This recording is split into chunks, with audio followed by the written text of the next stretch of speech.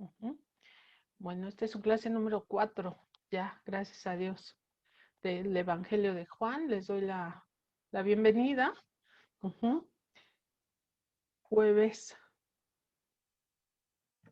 9 de febrero del 2023. Y nos quedamos que íbamos a buscar los verbos que se repitieran del capítulo 19 al 50. Perdóneme, del capítulo 1, del versículo 19 al versículo 50. Ahí vamos, porque es importante cómo Juan nos va a ir llevando de la mano en el seguimiento a Jesús, cómo Juan va escribiendo una cronología, pero no en cuanto a acontecimientos, sino en cuanto a signos. Acuérdense que ahorita estamos ya en el libro de los signos. Juan no ve milagros, Juan ve signos, signos de la presencia del reino de Dios en la tierra a través de nuestro Señor Jesucristo. Eso es lo que Juan nos va a decir. Los signos que hacen que nosotros veamos que Jesús es el Hijo de Dios. Eso es lo que nos va a ir transmitiendo Juan, ¿no? El escritor, ¿no? El apóstol. Entonces, del versículo 19 al 50, ¿qué verbos encontraron que se repetían? Pues uno de Yo los verbos, encontré venir, ver, conocer, seguir. Del primero encontré 5, de ver 7, conocer 2 y seguir 2. Esos Bueno, son es lo que... importantes. Esos son los verbos que yo quería que encontraran. Sí, Pati. sí, también vivir, por ejemplo, encontrar y bautizar, también eso se repiten, aparte de los que acaban de mencionar, que es conocer, encontrar, ver y venir. Aquí Juan lo que quiere es que veamos cómo este juego de verbos es cómo se van repitiendo, nos llevan en un caminar con Él, con Jesús. Si yo veo el versículo 29, capítulo 1, versículo 29, para los que se están agregando, les doy las buenas tardes, bienvenidos, y estamos revisando la tarea que dejamos, capítulo 1, versículo del 19 al 50. Si nosotros leemos el texto, el versículo 29, al día siguiente, Juan vio acercarse a Jesús. Este ver acercarse nos invita muchísimo a reflexionar cómo Dios es el que toma la iniciativa y viene a nosotros y se acerca a la humanidad por medio de Jesús. Por eso es importante que ustedes vean el verbo y con qué está relacionado en la oración ese verbo. Aquí dice, Juan vio acercarse a Jesús. ¿Qué quiere decir esto? Que Juan sí se está percatando de algo, de que alguien viene, de que alguien se está acercando. Pero al ver eso que se acerca, nos permite a nosotros fijar la mirada y contemplar o darnos cuenta qué es lo que se acerca. Es poner toda nuestra atención y decir, lo que se está acercando es esto. Y Juan observa, ve, no solo observa, ve con todo su sentido de la vista, ¿no? Y dice, ahí está el Cordero de Dios. ¿Qué quiere decir? Que Juan está haciendo otras cosas y voltea, algo le llama la atención y ve y declara lo que ve. He ahí el Cordero de Dios que quita el pecado del mundo, dice. ¿Sí? Eso es lo que Juan está diciendo. Luego dice, al día siguiente, versículo 35, empiezan a repetirse los verbos. El verbo otra vez en el versículo 36, viendo. Fíjense, del 29 y luego al 36, el verbo ver. Viendo pasar a Jesús. O sea, primero lo ve acercarse. Ya que se acercó, ahora lo ve pasar junto a él, como un esperar, como sí te estoy viendo que vienes y aquí te espero, a que te acerques a mí, a contemplarte más de cerca, sin que yo haga ningún movimiento, porque eres tú el que está tomando la iniciativa de acercarse. Fíjense cómo Juan nos va llevando de la mano. Eso es muy importante. Cuando ustedes localicen los verbos, únanlos después, estos verbos que se repiten, y vean que contemplan una historia más profunda de lo que a simple vista se puede leer. Entonces, aquí ya vimos dos acciones. Primero, lo ve acercarse. Y después ya lo tiene cerca. Lo ve pasar junto a él. Esto es muy importante, cómo ven los verbos, cómo se van repitiendo, pero también observen la acción del verbo y cómo la historia también se va juntando, ¿no? Se está entrelazando esta historia. Y otra vez dice, en el versículo 29 dice, al día siguiente Juan vio acercarse a Jesús y dijo, ahí está el Cordero de Dios que quita el pecado del mundo. Si nos vamos al 35, dice, al día siguiente estaba Juan con 2 de sus discípulos. Ya Juan ya no está solo. Ya ahora hay gente que va a compartir esto que está viendo Juan. Viendo a Jesús pasar, dice, ahí está el Cordero de Dios.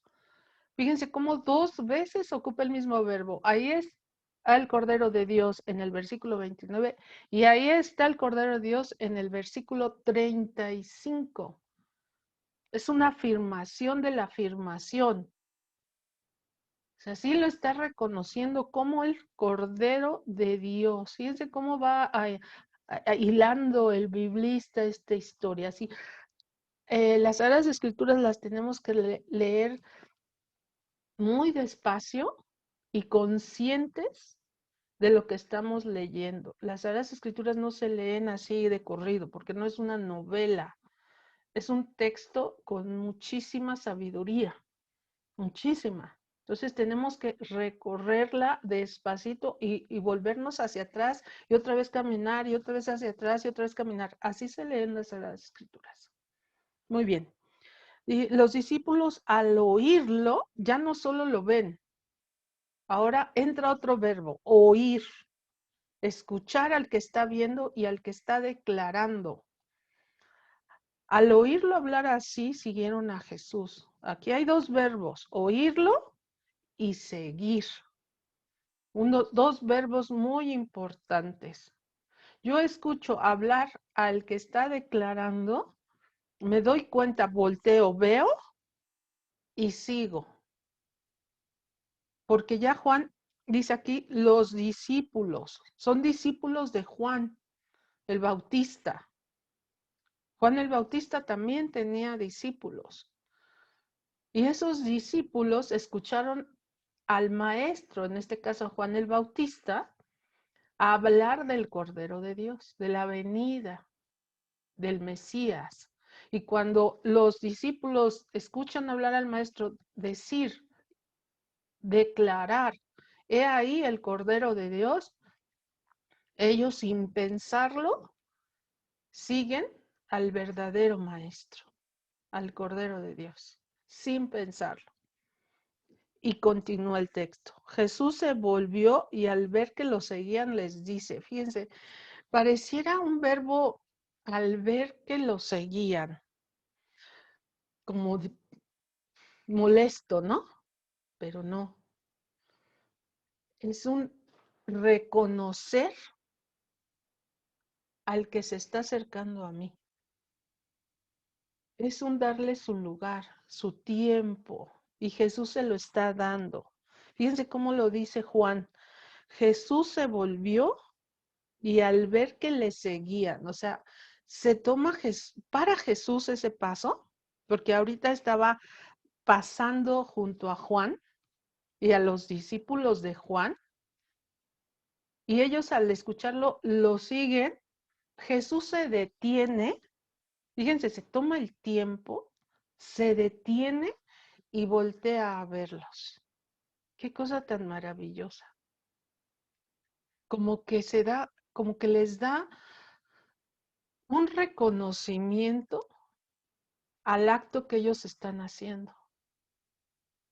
No los está haciendo a un lado, al contrario, en este me volteo y los veo, es una acogida, es como una bienvenida. Eso es lo que Jesús está haciendo con estos discípulos de Juan el Bautista. Y les dijo, ¿qué buscan? Tiernamente, ¿qué buscan? Rabí, ¿dónde vives? O sea, ¿a dónde vas? Para que yo te siga y pueda escuchar tus enseñanzas.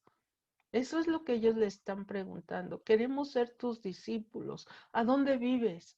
¿Dónde podemos acudir a ti para una enseñanza? Y Jesús, con todo el amor, con todo el cariño, los invita a seguirlo. Vengan y vean.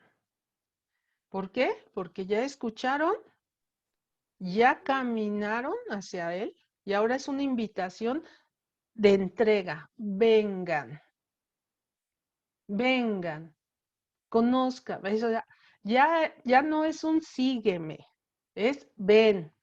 Ya es una invitación. Vengan. No les está ordenando. Porque Él les pregunta, ¿qué buscan? ¿A dónde vives? Vengan, vengan y vean. Vengan y vean. ¿Qué significa el ver? Pues ser testigos de algo. Él los está invitando ahora a ser su testigo de los acontecimientos que van a empezar a suceder. Fíjense, es una invitación de entrega total de ambas partes. De ambas partes. Porque bien el maestro les pudo haber dicho, sí, mañana los espero a la hora nona o a la hora sexta, a la hora que se reunían los rabinos, etcétera. No, es una invitación de 24 horas. Vengan y vean, o sea, todo el tiempo ustedes me van a estar observando lo que va a suceder de ahora en adelante. Por eso es importante que ustedes localicen los verbos y los vayan uniendo con la historia que están leyendo. Fueron, vieron donde vivía y se quedaron con él aquel día. Fíjense, todo el día. Les dijo, vengan. Ellos fueron. Ellos aceptaron la invitación. Vean. Y vieron dónde vivía. Fíjense, que en este pequeño texto, Jesús les contesta dónde vive, pero no de palabra, de hecho, lo están constatando a dónde vive. Están tocando la verdad y eso es ser testigo de la verdad. Fíjense cómo el Evangelio nos va llevando a una profundidad espiritual muy intensa. Fueron, vieron dónde vivía y se quedaron con él aquel día. Eran las 4 de la tarde. Uno de los dos que había oído a Juan y había seguido a Jesús era Andrés, a Juan el Bautista. Ojo aquí, estamos hablando de Juan el Bautista. Y habían seguido a Jesús era Andrés, hermano de Simón, Pedro. Andrés encuentra primero a su hermano Simón y le dice, hemos encontrado al Mesías. Fíjense, vamos a unir la historia. Jesús se acerca a Juan, Jesús pasa, lo ven, le preguntan, él voltea, los invita, son testigos. ¿Y qué hace el testigo ahora? Pati, ábrame su micrófono. comparte, comunica comparte. lo que ve. Exacto. Lo que él ya atestiguó, hemos encontrado al Mesías. ¿Qué pasó con Andrés? Porque Andrés lo siguió. Andrés se quedó. Andrés vio. Es testigo ahora de quién es al que siguió. Hemos encontrado al Mesías. ¿Qué vio Andrés? No nos lo dice Juan, el escritor. No, pero declara lo mismo que Juan el Bautista. Juan dice, este es el Cordero de Dios que quita el pecado del mundo. Y Andrés declara, hemos encontrado al Mesías. ¿Qué vio?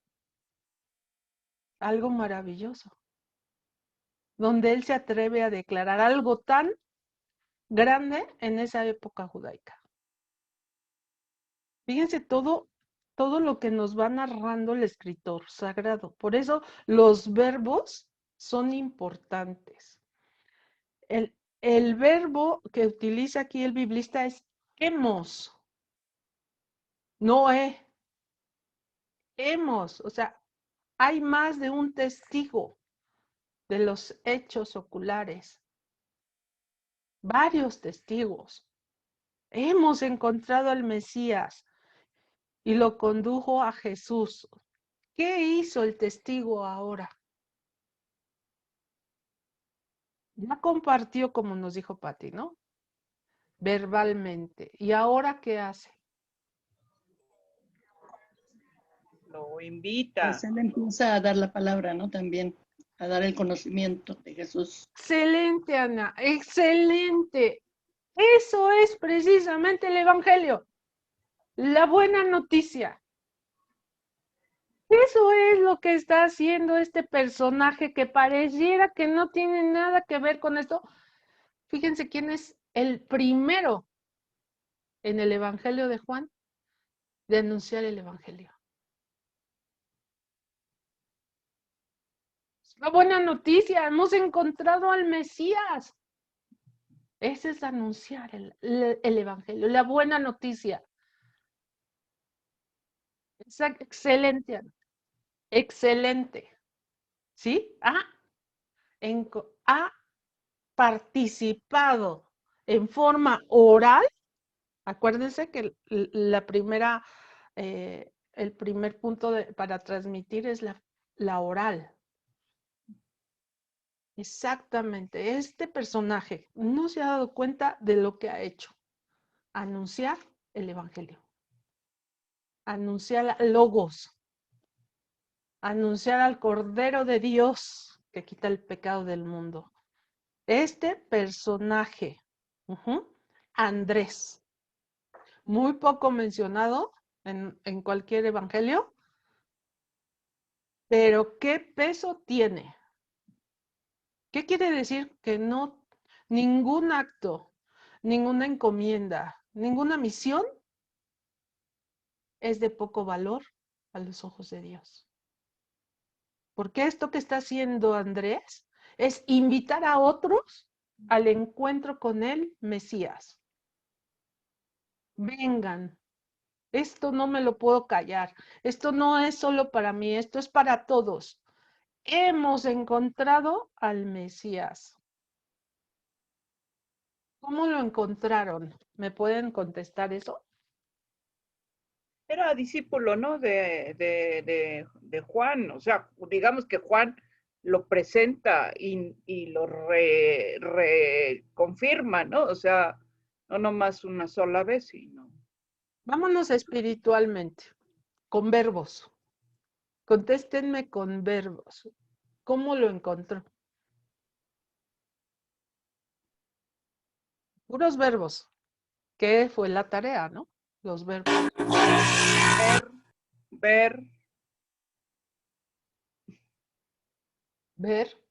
Ver, oír,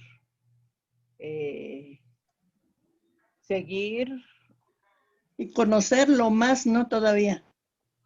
Pero los verbos que aparecen aquí en las Sagradas Escrituras, con esos quiero que me Sí, contesten. es ver, ujú, Ajá. venir y seguir. Hay un verbo que no hemos visualizado. Que Estar. se quedaron. Estar con. Estaba con Juan. Al día siguiente estaba Juan con 2 de sus discípulos. Estar con la persona adecuada en el momento adecuado. ¿No? Ok, entonces estaban. Ellos ya estaban dispuestos. Eso. Cambio. Sí. Ellos ya estaban dispuestos a escuchar algo nuevo, algo diferente, algo que los motivara. Sí lo Ya. estaban esperando, porque no nada más, o sea, la historia de los judíos nos habla de que lo esperaban al Mesías, ¿no? Ujú. O sea, muchos, sí, en muchos lugares. Exactamente, ¿vale? Bueno, entonces si nos vamos con los verbos, Estar, está, esperar, seguir, los discípulos al oírlo hablar así, siguieron. Entonces, estar, oír, Buscar, seguir, buscar. ¿Qué buscan? Buscar. me decían los judíos, lo están buscando al principio que nos está hablando, que le dice a Juan. Sí, nada más vamos a caminar con puro verbo hasta decir hemos encontrado al Mesías. Hasta llegar ahí, con puro verbo. Únicamente el verbo vamos a mencionar. Entonces es estar, vieron, seguir, buscar, ir, vengan, vean, oír, seguir, encontrar. ¿Se fijan?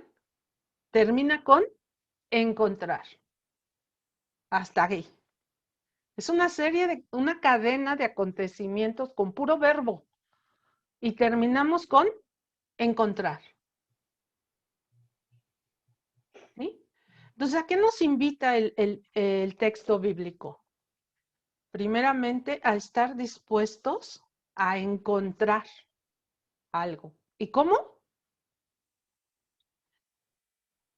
Con la disposición de escuchar, de buscar, de ir, de estar cerca de lo que estamos buscando, que es la verdad, y así encontraremos al resucitado, a Jesús.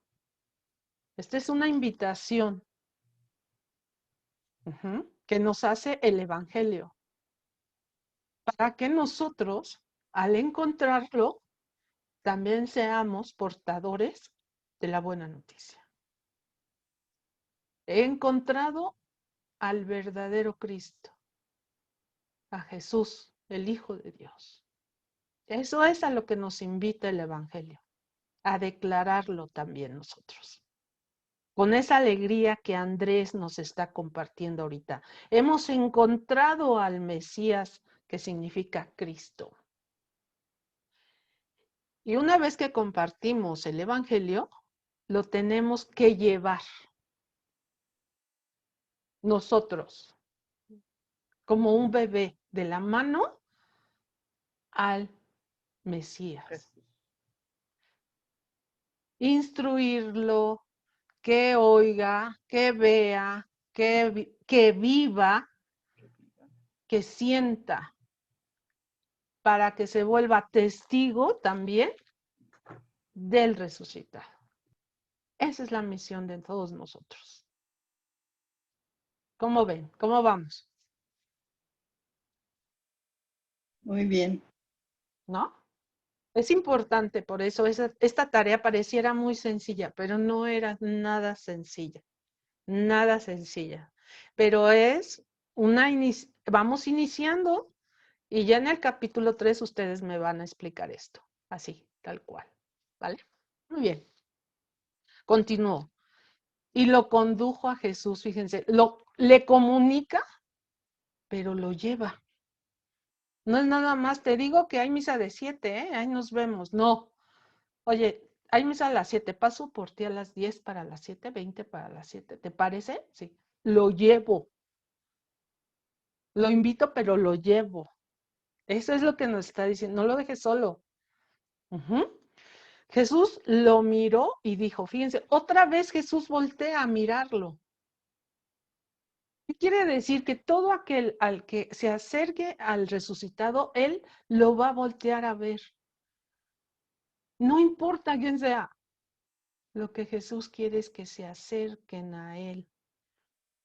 Y lo vamos a ver en el capítulo 3. Lo que Jesús quiere es que se acerquen a él. Y fíjense, Jesús lo miró y dijo, tú eres Simón. Hay un reconocimiento del maestro hacia cada uno que se acerque, porque para él todos son importantes y nos conoce y voltea a vernos. Quiero que ustedes estén mega seguros de cuando ustedes vayan a orar a la cruz, al sagrario o en su cuarto o con las Sagradas Escrituras, tengan la seguridad que él los va a voltear a ver y los va a escuchar. Así como le está diciendo, tú eres Simón, él les va a decir, tú eres Lore, dime, te escucho. No, tú eres Pati, te escucho.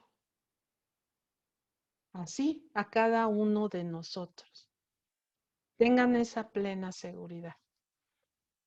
Tú eres Simón, hijo de Juan. Te llamarás Cefas. Fíjense a qué grado nos conoce que sabe de quién somos hijos terrenales. Sabe nuestra historia. Sabe quién somos. Y sabe por qué vamos. No tengamos miedo de ello, ¿no? Una pregunta, Tere. Sí. ¿Por qué les cambia el nombre? Habíamos visto en Hechos de los Apóstoles y en Lucas. No hemos llevado Lucas, ¿verdad? No, mentira. Bueno, hemos dicho que cuando tienes alguna misión, Dios te da un nombre, porque el nombre en la cultura hebraica tiene un peso, tiene un significado, ¿sí? Okay. Tiene un significado, tiene una raíz, el nombre. Por ejemplo, a Juan el Bautista. Cuando le dicen a Zacarías que va a ser papá y el mismo ángel le dice, y se va a llamar Juan. O sea, él ya tiene una misión. Hasta ahorita Simón no tenía una misión, pero se va a llamar Pedro, piedra, roca, el que va a sostener. El más fuerte. Exacto. Ahora vas a tener una misión y para esa misión tú te vas a llamar Pedro. Para esa misión tú vas a ser la piedra, lo que va a sostener. ¿Y qué es piedra? Pedro. Ok, gracias. Sí, de nada, Ani. Al día siguiente, Jesús decidió partir para Galilea. Encuentra a Felipe y le dice, sígueme. Fíjense, otro. Él se vuelve a mover. Y en ese moverse encuentra ahora a Felipe. Felipe era de Betsadia, ciudad de Andrés y Pedro. Felipe encontró a Natanael y le dice, hemos encontrado otra vez el anuncio del Evangelio. Primero fue Andrés y ahora es Felipe. Hemos encontrado al que describe Moisés en la ley y los profetas, Jesús, hijo de José, el de Nazaret. Fíjate cómo lo dice él, también lo declara. Responde Natanael, ¿acaso puede salir algo bueno de Nazaret? Le dice Felipe, ven y verás. La invitación otra vez, ven y verás. La respuesta que les da Jesús a los dos primeros, ¿no? Vengan y verán. Ahora él le dice, ven y verás. La misma respuesta, la invitación a ser testigo del Evangelio. Lo anuncia, no te creo, pues ven y lo verás. Ahí tiene, viendo a Jesús acercarse a Natanael, le dice, ahí tienen un israelita de verdad sin falsedad. Le pregunta a Natanael, ¿de qué me conoces? Fíjense cómo, pues sí, Natanael no ha sido testigo, los otros ya fueron testigos. Y no necesitaron los otros saber quién era ni de dónde, no. Ellos estaban convencidos de las palabras que Juan el Bautista les había dicho. Eran sus discípulos, por lo tanto, si Juan decía, este es el Cordero de Dios, ellos creyeron, porque él era el rabí, era su maestro. Antes de que te llamara Felipe, te vi bajo la higuera. Respondió Natanael, maestro, tú eres el Hijo de Dios, el Rey de Israel. ¿Pero por qué? Porque Natanael dice, antes de que te llamara Felipe. O sea, antes todavía que Felipe no te viese, yo ya te había visto a ti. Y estas palabras a Natanael le dice, maestro, fíjense cómo lo cambia. Primero de dudar, ¿hay algo bueno? ¿Puede salir algo bueno de ahí, de Nazaret? Ahora lo sube a maestro, a rabí. Y enseguida de que le llama rabí, no sé qué habrá visto Natanael en Jesús y le llama Hijo de Dios, el Rey de Israel. Lo sube de maestro, Hijo de Dios, Rey de Israel. ¿Qué era el Rey de Israel para ellos? El bendecido de Dios, el escogido, como el rey David, Salomón, el ungido de Dios. Ese es lo que está diciendo Natanael. Jesús le contestó, ¿crees que porque te dije que te vi bajo la higuera? Cosas más grandes que estas verás. O sea, porque te dije dónde estabas, que pareciera que soy un adivino o un mago. ¿Por eso crees? ¿Por eso me das estos títulos cristológicos? Pues cosas más grandes verás. Pues esto no es nada, porque yo no me dedico a la adivinación. Yo soy algo más grande que eso. Les aseguro que verán el cielo abierto y los ángeles de Dios subiendo y bajando sobre el Hijo del Hombre. Sí, Jesús ya está dando en este evangelio, en este primer capítulo, Jesús ya desvela quién es. Verán el cielo abierto y los ángeles de Dios subiendo y bajando sobre el Hijo del Hombre. Sí, yo soy el enviado de Dios. Soy el enviado de Dios. Y los cielos se han abierto para mí. No como ustedes piensan, pero ya se han abierto a este hombre, a este Hijo de Dios, Logos, hecho carne. Entonces, mucha cristología. Nos podríamos detener más, pero no me da el tiempo. Hasta aquí, ¿alguna pregunta, chicos?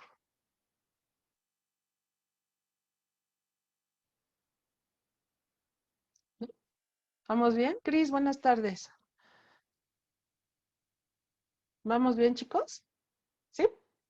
Muy bien, excelente. Sí. Nada más una pequeña preguntita. Sí, Pati. También Juan el Evangelista y su hermano Simón, yo como que tenía la idea de que habían sido los primeros, ¿no? Que los siguieron. Pero bueno, pertenece al mismo grupo, ¿no? De los primeros.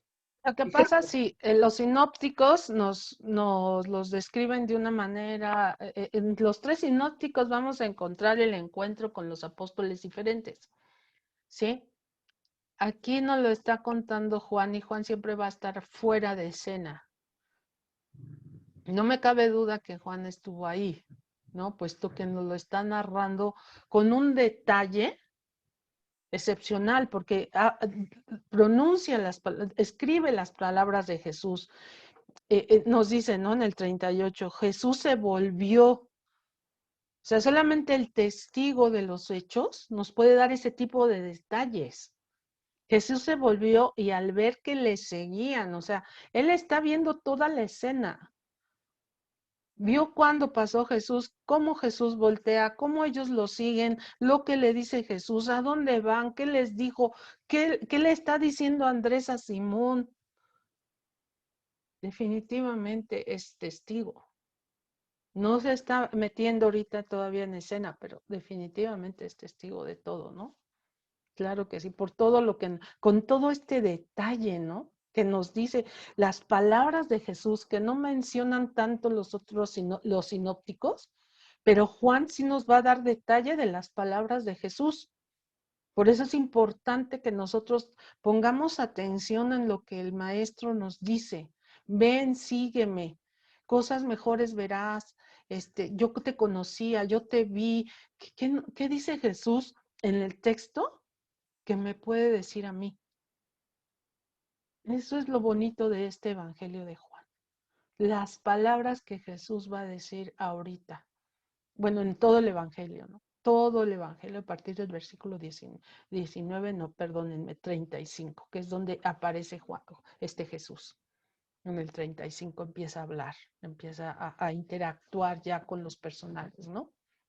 Eso es lo importante. ¿A quién conoció primero? ¿Cómo lo conoció? Pues, es irrelevante para nosotros. Aquí, por ejemplo, rescatar a Andrés, ¿no? Como bien nos lo dijo Ana, ¿no? Rescatar a Andrés porque es el que da la buena nueva. Hemos encontrado al Mesías. Ven, invita a los demás. Entonces, si tú has encontrado a Dios en tu corazón, si tú caminas con Cristo, invita a los demás a que lo conozcan, a que se acerquen, a que estén con Él. Esa es la misión de nosotros. ¿Vale? Muy bien. Capítulo 2, bodas de Caná. Tere, Sí, Abby, sí. Perdón, Cris, buenas tardes, dime. Bueno, con todos estos verbos y todo esto, yo me hice así como una conclusión. Uh-huh. Me enfoqué mucho en el verbo ser, bautizar, ver y creer. Entonces, lo que yo pude así analizar es que no necesito ver para creer, pero sí necesito ser bautizada para ser hija de Dios. Uh-huh. Sí, exactamente. Sí, lo puedes aplicar perfectamente como lo estás diciendo, pero no perdamos de vista que ahorita está creando a los testigos del Evangelio. Y el ver en nuestro contexto histórico, en nuestro día a día, en la actualidad, el ver también es parte de seguir a Jesús.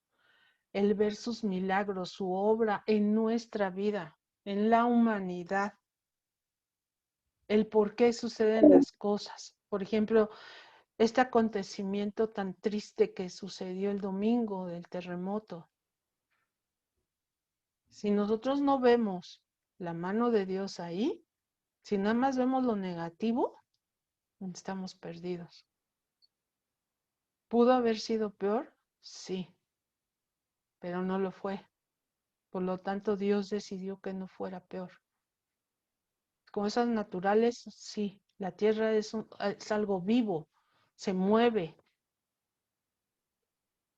Pero sí tenemos que ver para constatar. Por ejemplo, ver el milagro de las personas que se curan cuando ya no tienen remedio y algo pasa. que se curan. Eso es ver. El despertar cada día, ver el día, ya es un milagro de Dios. Ver la caída del sol. Por eso, el ver en este texto que acabamos de leer es muy importante, porque me permite a mí visualizar la misericordia, la gracia y la bendición de Dios en cada momento de mi vida. En cada momento, sí, es importante ver para creer. No ver a Dios, no ver a Jesús, pero sí ver su presencia alrededor de cada uno de nosotros. Es importante.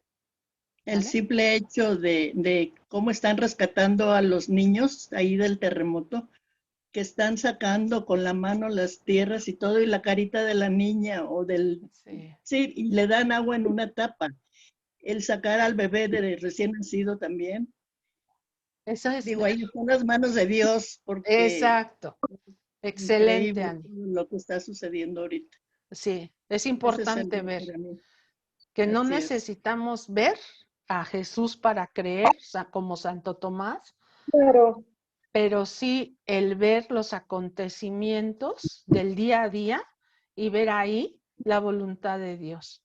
Fue la voluntad de Dios que ese bebé, como bien lo dice Ani, fuera rescatado de este sismo y milagrosamente, porque es un ser humano frágil, totalmente sin ropa, sin comida, con necesidad de los primeros auxilios de un recién nacido y sin en cambio sacado vivo de un siniestro tan cruel. Y Ahí sano, estaba sí. Dios. Y claro que sí, ver para También creer. otra cosa, como Sí, acaba de Angélica. decir bebé, Ah, Gina. muchas veces no es necesario ver, lo tenemos, lo sentimos, está en nosotros. Al momento en pensar en el Señor, estás aquí con nosotros, gracias, ¿no? Porque no es necesario tampoco ver, porque no lo vemos, pero lo sentimos. Así Lo es. sentimos en nosotros mismos, simplemente de que estamos vivos y nos está cuidando en cualquier momento, en cualquier situación personal, lo sentimos porque, y es cuando también hay que ser agradecidos, ¿no? Porque, Así es. Señor, me diste el nuevo día, gracias, Señor, por este día tan inmenso y voy a disfrutar todo lo que me das, ¿no? También hay que Así ser es. agradecidos. Sí, es importante ver para agradecer. Definitivamente. Sí, sí es importante. Y ver para creer también, porque no, entonces seríamos ciegos en la fe. Yo creo porque, aunque no vea, no, entonces no estás viendo todas las bendiciones que Dios te ha dado. No lo ves, ¿no? Entonces, no es tan contextual el verbo, pero sí es espiritual el verbo. Muy bien, vamos a seguir caminando para que podamos avanzar. ¿Les parece bien? Bueno, vamos capítulo 2, las bodas de Caná. Si ya no tienen algo más que decir al respecto, digo, nos podríamos ir más tiempo, pero si no, no vamos a caminar. Vamos en el día 4, dijimos. Es la semana inaugural, así le llaman los teólogos, o sea, semana inaugural, porque Juan lo divide primer día, segundo, tercero, cuarto, y al tercer día, después se celebraba una boda en Caná de Galilea. Allí estaba la madre de Jesús. También Jesús y sus discípulos estaban invitados a la boda. Fíjense, no dice cuántos discípulos, Juan. En este momento no sabemos cuántos van, pero sí tenemos la certeza de que era Andrés, Simón, Felipe y Natanael. De eso sí, ¿por qué? Porque de los que nos está hablando Juan, el escritor sagrado. De eso sí estamos seguros, de otros no sabemos, sería especular un poquito. Pero fíjense quiénes están. Simón, la piedra, desde un principio. Entonces, es importante eso, ¿no? Y seguramente el escritor sagrado, definitivamente, ¿no? Por los detalles que nos va a dar a continuación. Versículo 2. También Jesús y sus discípulos estaban invitados a la boda. Se acabó el vino. Y la madre de Jesús le dice, no tienen vino.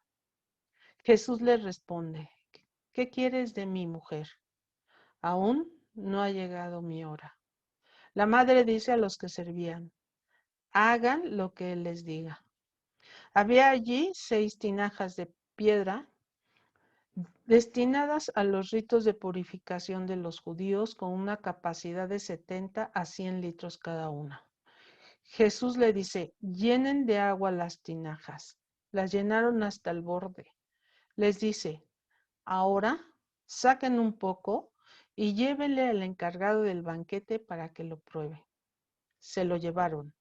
Cuando el encargado del banquete probó el agua convertida en vino, sin saber de dónde procedía, aunque los servidores que habían sacado el agua lo sabían, se dirige al novio y le dice, todo el mundo sirve primero el mejor vino y cuando los convidados están ahogados, bebidos, saca el peor. Tú, en cambio, has guardado hasta ahora el vino mejor. En Caná de la Galilea hizo Jesús esta primera señal, manifestó su gloria y creyeron en él los discípulos.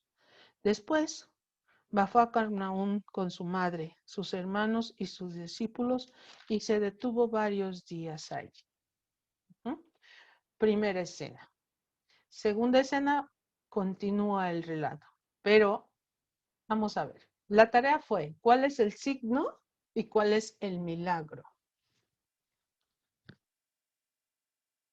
El milagro fue cuando el vino, ¿no? ¿Y el signo? El Cristo. No, el Hijo de Dios. No hay. ¿Otra más? Cristo. Milagro, signo o signo, milagro. Vino.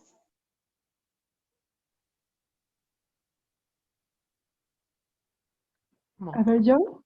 Ajá, sí, Ali. ¿Podría ser el milagro, la multiplicación y el signo, el vino? No. No. El signo podría ser, de alguna forma, revelar la identidad de Jesús y la gloria que se revela en Jesús. Por ahí va. Un signo es algo que me indica algo, ¿no? Me indica algo, ¿sí? El signo de estacionarse, me puedo estacionar ahí. Si tachan la E, no me estaciono ahí. Es algo que yo veo que me indica qué es lo que tengo que hacer o qué es lo que hay ahí, ¿no? Ese es un signo visual. ¿Qué es lo que está aconteciendo? Aquí hay un signo visual. El signo del agua, que él está viendo el agua, o sea que su mamá le dijo que ya no tienen vino, entonces él le dice que pongan, que llenen de agua los garrafones. Ese es el signo y él lo convierte en vino, que es el milagro. No. Pueden ser las tinajas que son llenadas con el vino y nosotros somos las tinajas que nos dejamos llenar por el Señor en nuestros corazones. No, ¿Puede ser hagan lo que Él les diga? ¿Hagan lo que Él les diga? No. Tere, Espera, a mí me llamó la atención en esa parte que igual y podría ser el signo, es que el vino del Señor fue el mejor de la boda. El signo tiene que ver definitivamente con el vino. Sí, Es que definitivamente. Dime, Eli. Perdón, hola. Puede ser, bueno, es que no sé si es que el vino significa la sangre de Jesús, ¿no? Entonces no sé si es ese signo que se convierte, que Él convierte el vino, pero adelanta en su muerte, pues ahora todos nos consagramos a través del vino que es su sangre. Entonces no sé si eso es un signo, que Él está diciendo que ya la ley decía que iba a venir y que y ahí convierte ese vino, pero al final de cuentas es como si fuera la sangre que él va a derramar, o no sé. Bueno, yo lo vi un poco así. Es un signo. Es un signo. Sí, por ahí vamos. Espéreme, Gina, espéreme. Sí, Eli, este es un signo, definitivamente, algo que vemos, pero que significa algo para nosotros, ¿no? El vino que va a ser ahora la sangre de Jesús. Pero ¿por qué hacemos la comparativa? Se los voy a explicar. Permítanme un tantito, Gina. A ver, Pati. Pues era nada más el ver a Jesús. O sea, es como si se encendiera Jesús, ¿no? O sea, realmente es ver el acto, como poner los focos, los reflectores a Jesús. O sea, Jesús lo que menos quiere son reflectores, porque le está diciendo a su mamá, ¿y a nosotros qué? O sea, yo vengo aquí como invitado, no vengo como protagonista y mucho menos como el novio, ¿no? Pero le hace caso a su mamá, finalmente. Sí, por supuesto. Le hace caso y no, ¿eh? No, porque no lo hace inmediatamente. Sí, no, su mamá sabía No quedó de otra, él, puesto que María le dice, hagan lo que él les diga, o sea, le avienta la pelota a María, ¿eh? Si lo vemos finalmente, María lo que hace es aventarle la pelota a Jesús. Ok, yo te estoy pidiendo algo, si no, mira, arréglate con ellos, ¿eh? ¿Sale? Vamos a verlo. Entonces, miren, vamos a leerlo despacio para ir viendo el signo. Acuérdense que Juan lo que no quiere es que veamos a Jesús como el milagrero, ¿no? Sino que nos va a dar signos de quién es. Ya nos dijo que es el Cordero de Dios, ¿no? Aquí nos los dijo en el capítulo 1, nos llenó hasta el tope de que es el Cordero de Dios. Y si es el Cordero, pues su sangre va a ser derramada. Eso es a lo que nos está llevando Juan. Pero el vino, voy a compartir pantalla para que me entiendan aquí, ¿no? Aquí estamos, ¿no? ¿Sí estamos todos? Ok. ¿Qué era el vino para los judíos? El vino, el cultivo de la vid y la producción de vino fueron tareas habituales en Israel desde la época de la monarquía. Rey David para acá. La producción de vino tinto, usual en el país, también llamado a causa de su color, sangre de la uva. Por eso se hace la comparativa con el color de la sangre de cualquier ser humano, y ahora específicamente del Cordero de Dios, con el vino.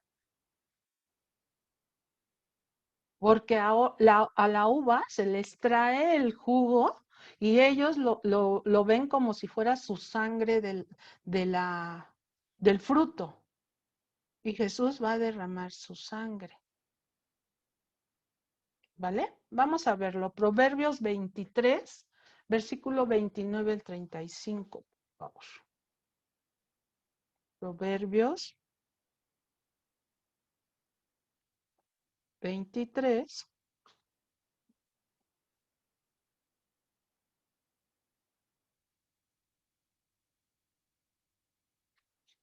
¿Listos? Proverbios 23, 29 al 35.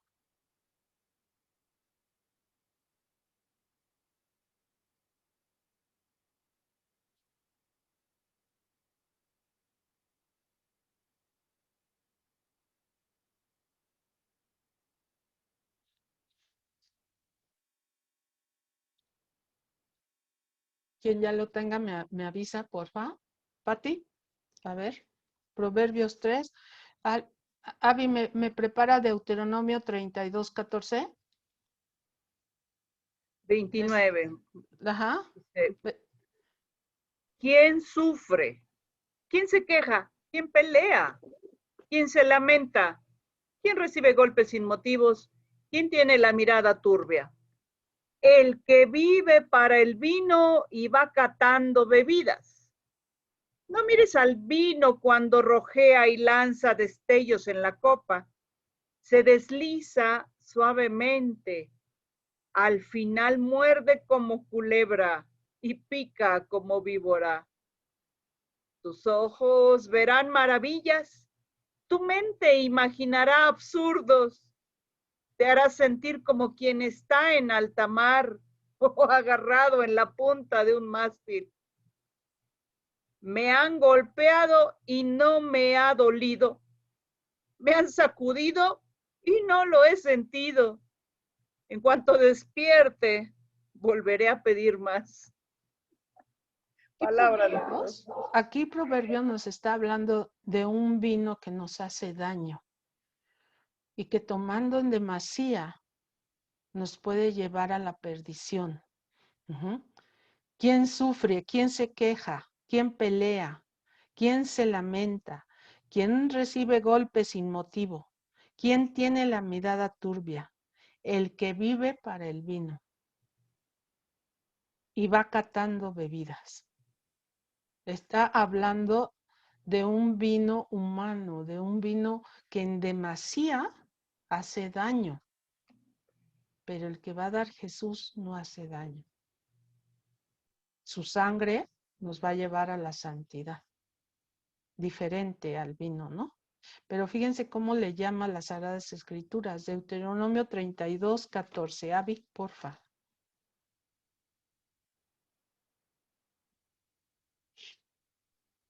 Sí, Abby. Con cuajada de vaca y leche de oveja, con la gordura de corderos y carneros, con toros de Basán y con cabritos y con la mejor harina de trigo, y le dio como bebida la sangre espumante de la uva. La sangre. Fíjense cómo la llaman. La sangre espumeante de la uva. Yo en mi traducción la tengo como la sangre fermentada de la uva. ¿Eli tiene otra traducción? Igual que usted, tengo la sangre fermentada. Fermentada de la uva, ¿sí? Entonces, fíjense cómo la llaman. Es por ello que los textos del Nuevo Testamento tienen mucho que ver con el Antiguo Testamento, ¿sí? ¿Por qué le llaman la sangre de Cristo? Porque al vino le llamaban la sangre de la uva. Pero ahora la sangre derramada del Cordero en el cáliz, esta es mi sangre, dice Jesús. Ya no es la sangre de la uva, es lo que está diciendo Jesús. Este cáliz que les da alegría, ya no es la sangre de la uva. La alegría verdadera es mi sangre, es mi unión. Todo lo que implica el tomar vino juntos, el compartir la mesa, todo este acontecimiento ya no va a estar unido por ese vino que te embrutece, que te ciega, que hace que te pelees, lo que nos dijo Proverbios. Ya no es ese vino, ahora es el vino nuevo, un vino de alegría, ¿no? Esto es a lo que se está refiriendo el texto bíblico. Muy bien, aquí vemos, aquí encontré este cuadro donde tenemos a Pedro, ¿verdad? Alguno de los seguidores, ¿verdad? Apóstoles que estaban siguiendo, dice aquí el texto, también Jesús y sus discípulos, aquí les está llamando apenas discípulos, en el texto. Vamos a irlo leyendo el texto bíblico y lo vamos a ir entendiendo. 3 días después de se celebraba una boda en Caná de Galilea. Allí estaba la madre de Jesús. Nos aclara el biblista en qué nos vamos a mover. Ahora estamos en una boda que simboliza la familia, una nueva familia. Fíjense lo que tenemos que ver. ¿Qué es la unión de una pareja? Una nueva familia. Algo nuevo. que nace de algo viejo, que son sus padres, sus antiguas familias. Esas dos cosas ya hechas, ya existentes, dan como fruto ahora una nueva familia que se celebra en una boda. Esta unión es la celebración y se le llama boda. Y en una celebración se comparte la mesa, como lo acabamos de hacer en la Candelaria. ¿Con qué celebramos esta fiesta? Nos sentamos y ¿qué compartimos? ¿Qué comemos? La comida, los tamales. Los tamales, ¿no? No pueden faltar los tamales y el atole, ¿no? O el café. Pero es algo muy común en todas las mesas de México, el compartir los tamales. Esa es la verdadera comida que deberíamos de comer, ¿no? Por tradición. Es una tradición. Si no hay, pues un buñuelo, lo que haya, ¿no? Pero en una boda, lo que no puede faltar es el vino, la bebida, para celebrar este gran acontecimiento. Si faltara el vino en una boda judía, en el contexto de Jesús, sería sinónimo de pobreza. No te alcanzó para más vino. Cuando una boda duraba más de una semana, ¿no? Entonces, ¿por qué eres pobre? Porque no eres bendito de Dios. O sea, ya trae todo un simbolismo atrás, ¿sí?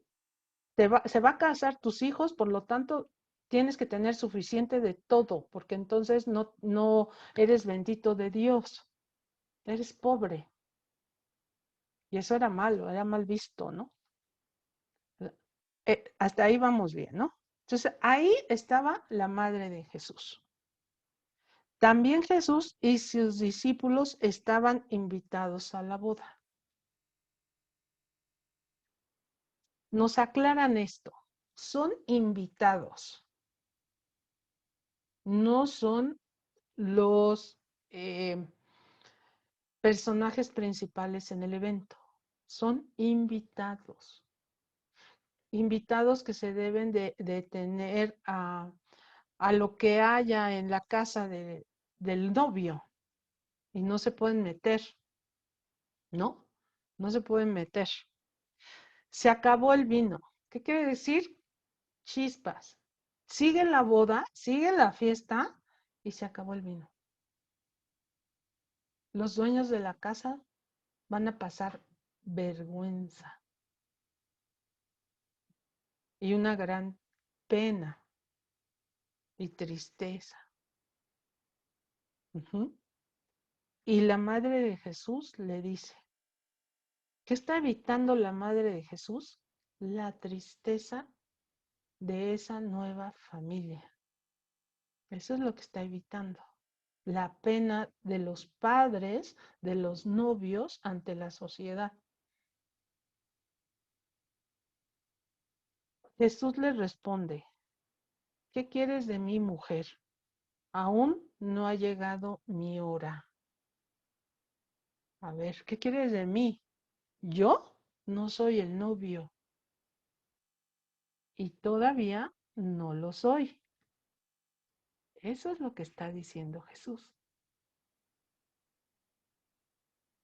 Recuerdan que en los sinópticos Jesús es el novio en las mujeres previsoras. Él es el novio, ¿sí? Entonces aquí Jesús, Juan da un pasito más allá. No ha llegado mi hora. La madre dice a los que servían, fíjese cómo María no discute, María no implora, María no intercede, María nada más le avisa a su hijo lo que está pasando. Se acabó el vino. ¿Y yo qué quieres que haga? Tu comentario, ¿no? Y María muy inteligentemente, tal cual sierva de Dios, como sierva de Dios, les dice a los que les corresponde hacer la situación. Hagan lo que Él les diga. Muy hábilmente María le pide a los otros que pongan la atención en Jesús. Había allí 6 tinajas de piedra destinadas a los ritos de purificación de los judíos. Recordemos que cuando llegaba alguien a una casa, se tenía que lavar las manos hasta los codos 3 veces y los pies para ingresar a la casa. ¿Por qué? Pues porque venían, acuérdense, de arena, venían sucios, venían de trabajar, venían de caminar largos caminos. Entonces, obviamente ellos le llamaban purificarse, limpiarse, lo que ahora llamamos lavate las manos para ir a comer. Bueno, pues ellos lo hacían hasta los codos 3 veces como un rito, como una disposición de ley. Y en los sinópticos a Jesús le van a decir, ¿por qué tus discípulos no se lavan las manos como nosotros? Entonces, ahí estaba el agua lista para que las personas que llegaban se purificaran. ¿Quiénes hacían estos labores? Los esclavos. Eran los encargados de hacer esa purificación. Y son los mismos que ahora están llenando esas tinajas de agua de diferentes tamaños, dice el texto, con capacidad de 70 a 100 litros cada una, o sea, de diferentes tamaños las tinajas. Jesús les dice, llenen de agua las tinajas. Las llenaron hasta el borde. Les dice, ahora saquen un poco y llévenle al encargado del banquete para que lo pruebe. Se lo llevaron. Cuando el encargado del banquete probó el agua convertida en vino, sin saber de dónde procedía, aunque los servidores que había sacado el agua lo sabían, se dirige al novio y le dice, todo el mundo sirve primero el mejor vino y cuando los convidados están algo bebidos, saca el peor. ¿Se acuerda que Proverbio nos acaba de decir que prueban y prueban y prueban y prueban hasta no saber ni qué están probando, ¿no? Proverbio nos los acaba de decir y es lo que está diciendo el encargado de los vinos. Todo el mundo sirve primero el mejor vino, sí, porque no están tomados, ¿no? Y cuando los convidados están algo bebidos, o sea, ya no saben ni lo que toman, saca el peor. Y tú, en cambio, has guardado hasta ahora el vino mejor. O sea, este mejor vino se va a convidar sin importar si lo deleitan o no lo deleitan. Si lo saborean o no lo saborean. El vino que va a dar Jesús es para todos, sin importar en qué condición estemos. Sin importar. Esto es también lo que vamos a ver. En Caná de Galilea hizo Jesús esta primera señal. Aquí está el signo. Esta primera vez manifestó su gloria y creyeron en él los discípulos. ¿Cuál es el signo? Después, versículo 12, bajó a Cafarnaúm con su madre, sus hermanos y discípulos y se detuvo ahí. Versículo 11. En Caná de Galilea hizo Jesús esta primera señal. Manifestó su gloria y creyeron en él los discípulos. Aquí está, señal y milagro. ¿Cuál es la señal? ¿Cuál es el milagro? Manifestar su gloria y que los discípulos creyeran. Manifestar su gloria, la señal, y el milagro.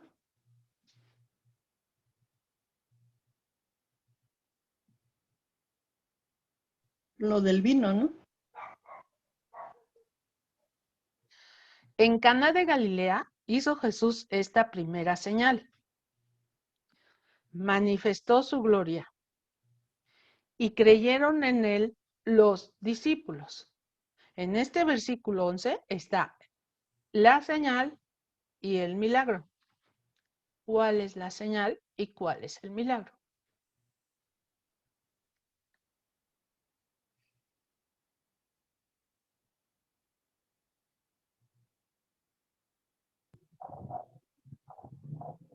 Manifestar su gloria. Sí, Lore, permíteme, Ani. Sí, Lore.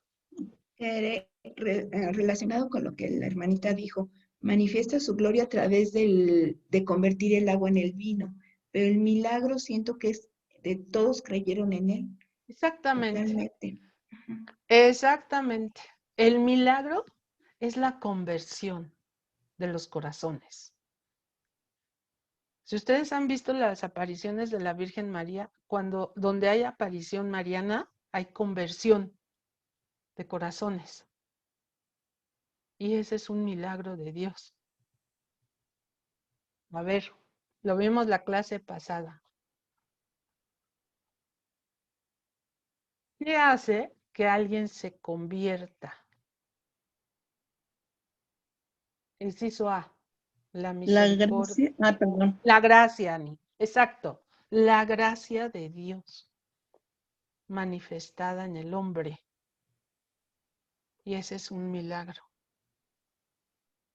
El aceptar la gracia de Dios es algo maravilloso. Porque entonces ya creemos y ya nos convertimos.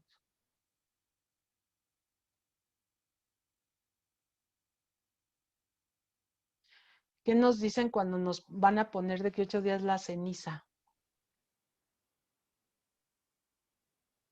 Nos van a poner... Cree en el Evangelio, conviértete y cree en el Evangelio. Conviértete, cree. Y el que lo hace es un milagro de la gracia de Dios. Entonces, aquí está el milagro. Ellos creyeron. ¿Cuál es el signo? La manifestación de la gloria de Dios. ¿Y cuál es esa manifestación? No me salgan que convertir el agua en vino porque no. Va más allá.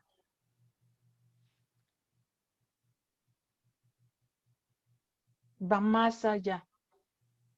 Pues como que para Dios no hay imposibles.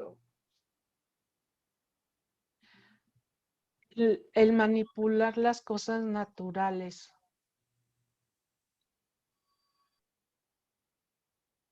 En las manos de Dios. Para Dios no hay imposibles.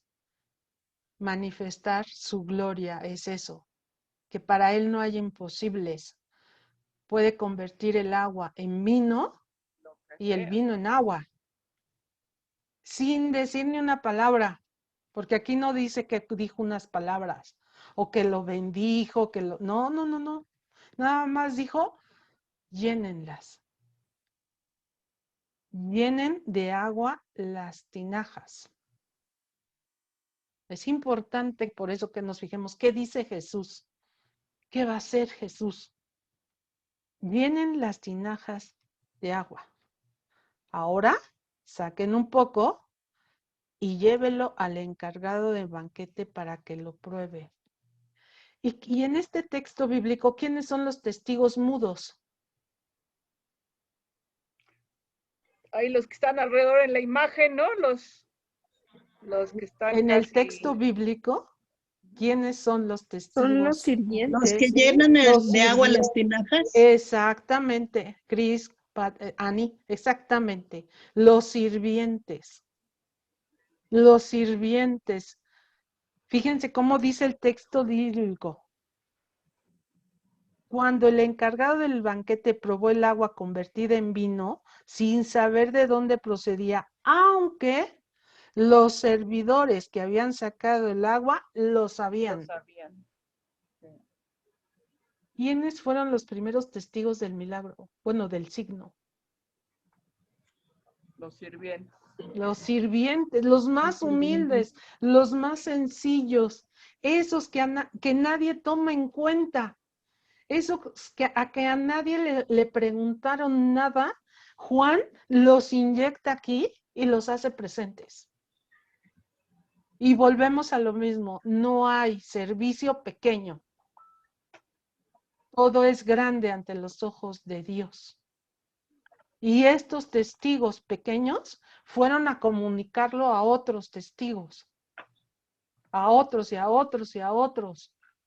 Y dieron su testimonio. Sí, yo estuve en las bodas de Caná y vi cómo el rabí Jesús hizo esto. Estos testigos muy chiquitos, si ustedes los quieren ver así, ¿no? Muy sencillos. Fueron testigos de este gran acontecimiento. Entonces, ¿cuál es el signo en las bodas de Caná? La manifestación de la gloria de Dios. Su gran poder para manipular la naturaleza. Que después esta copa de la sangre de la uva va a ser ahora la sangre de nuestro Señor Jesucristo en el cáliz.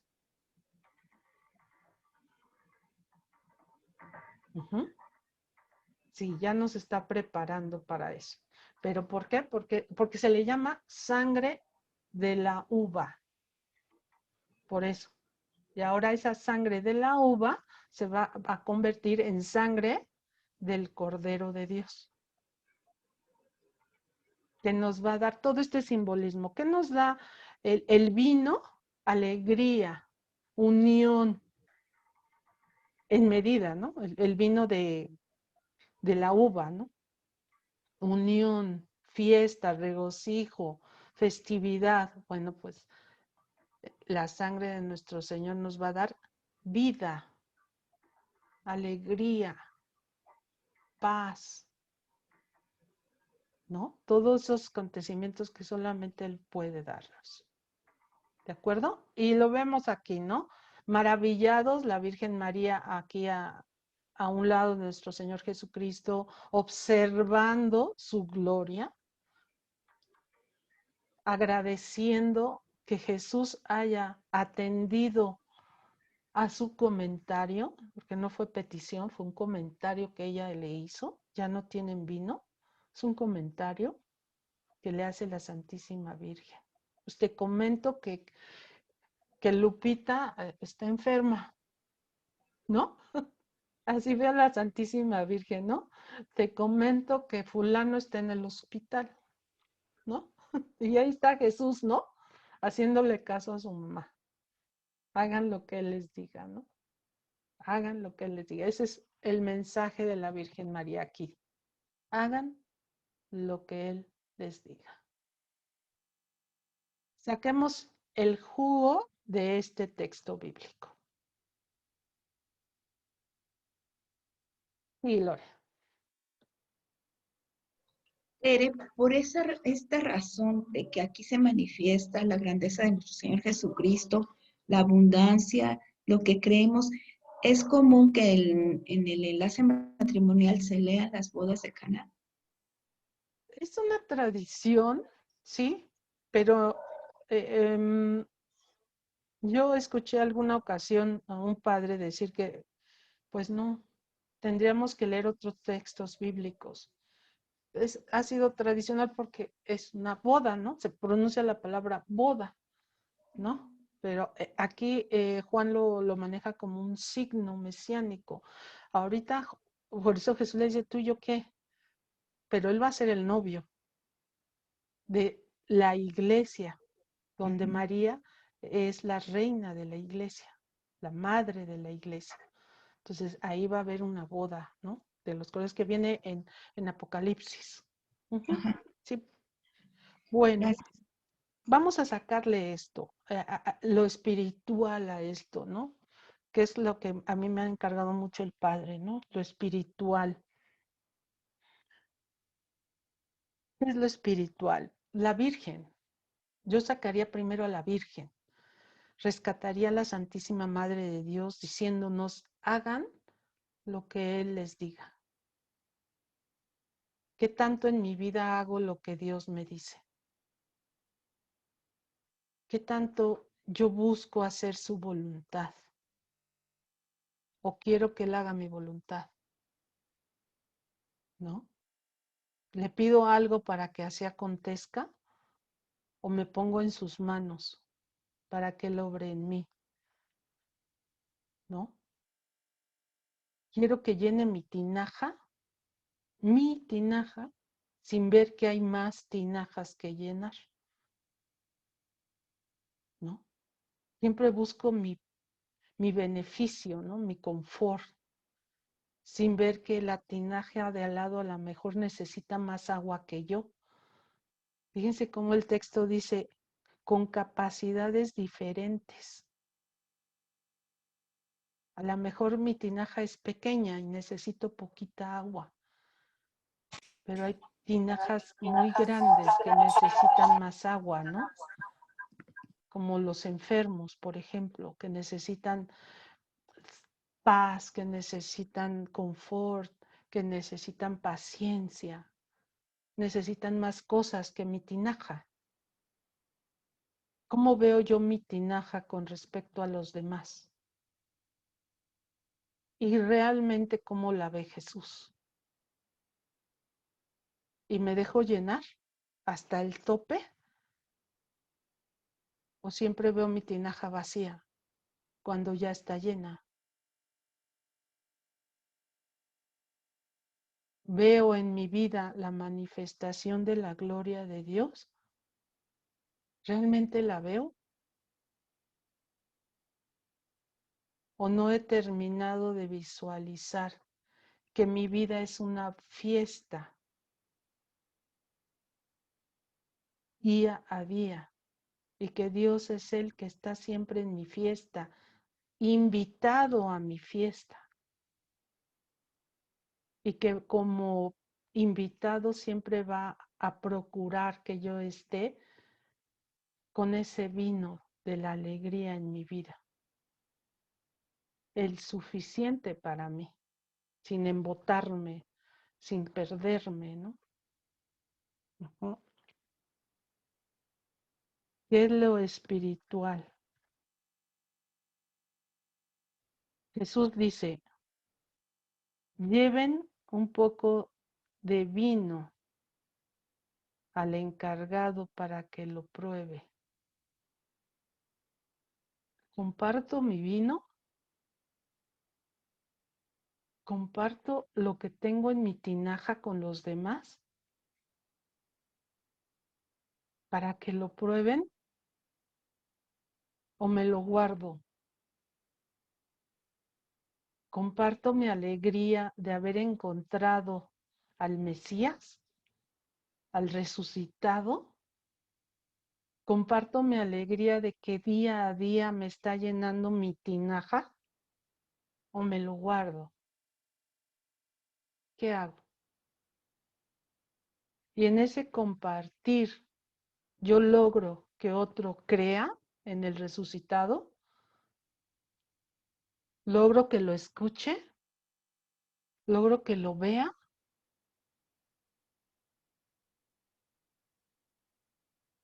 Eso es lo que nos debe de llenar las bodas de Caná. Sí, es un preámbulo a la sangre de nuestro Señor que se va a llenar en el cáliz. Sí, es un preámbulo, pero también nos hace reflexionar en nuestras tinajas. No todos necesitamos la misma cantidad de agua del resucitado como nosotros quisiéramos. Unos necesitan más, otros necesitan menos agua. Pero a cada una nos da el agua que necesitamos. en nuestras tinajas. Reflexionemos en eso. ¿Permito que Dios llene mi tinaja? Y una vez llena, comparto de lo que Dios me ha dado a los demás para que crean en el resucitado. Escuchemos a la Santísima Virgen decir, hagan lo que Él les diga en cada momento de nuestra vida.